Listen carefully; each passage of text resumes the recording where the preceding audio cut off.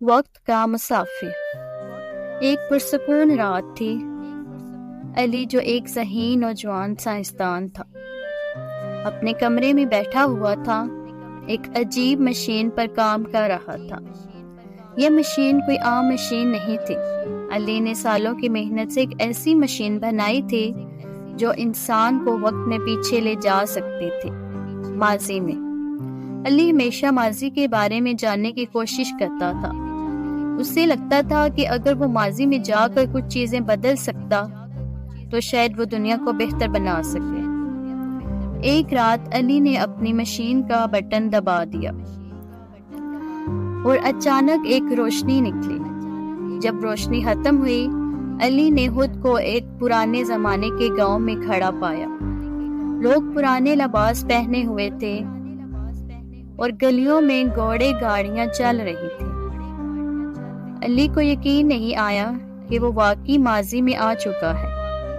علی حیران تھا۔ وہ اب ایک ایسے وقت میں تھا جہاں کوئی ٹیکنالوجی نہیں تھی اور سب کچھ بہت سادہ تھا، لیکن اس کا مقصد کچھ اور تھا۔ وہ ایک خاص واقعہ کو بدلنے کے لیے آیا تھا۔ علی کو یاد آیا کہ وہ اس واقعے کو روکنے آیا تھا جس میں اس کے دادا کے گاؤں میں ایک بڑا سیلاب آیا تھا۔ اس سیلاب کی وجہ سے گاؤں تباہ ہو گیا تھا اور بہت سے لوگ مارے گئے تھے۔ علی نے سوچا کہ اگر وہ لوگوں کو پہلے سے خبردار کر دے تو وہ سب بچ سکتے ہیں۔ علی گاؤں کے سردار کے پاس گیا اور انہیں سیلاب کے بارے میں بتایا، لیکن سردار نے اس کی باتوں کو سنجیدگی سے نہیں لیا۔ علی کے لیے یہ لمحہ بہت مشکل تھا۔ اسے یہ سمجھ میں آیا کہ ماضی کے لوگوں کو مستقبل کے بارے میں قائل کرنا بہت مشکل ہے۔ علی نے ہار ماننے کا سوچا، لیکن پھر اس نے ایک اور طریقہ آزمانے کا فیصلہ کیا۔ اس نے گاؤں کے لوگوں کو چپکے سے پانی کے بہاؤ کے راستے میں رکاوٹیں ڈالنے کا طریقہ سکھایا تاکہ سیلاب کا نقصان کم کیا جا سکے۔ جب سیلاب آیا تو اس کی شدت کم تھی اور زیادہ تر لوگ محفوظ رہے۔ علی نے سکون کا سانس لیا کیونکہ اس نے گاؤں کو بڑی تباہی سے بچا لیا تھا۔ علی نے سوچا کہ اس نے ماضی کو بدل دیا ہے اور سب کچھ بہتر کر دیا ہے۔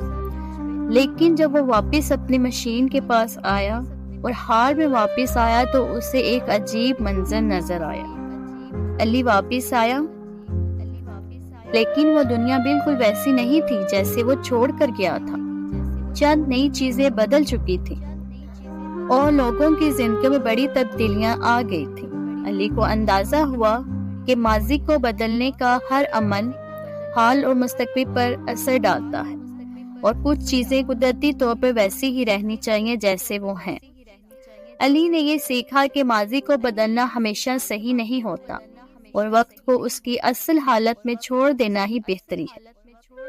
وہ اپنی مشین کو ہمیشہ کے لیے بند کر دیتا ہے اور اپنی زندگی میں آگے بڑھنے کا فیصلہ کرتا ہے۔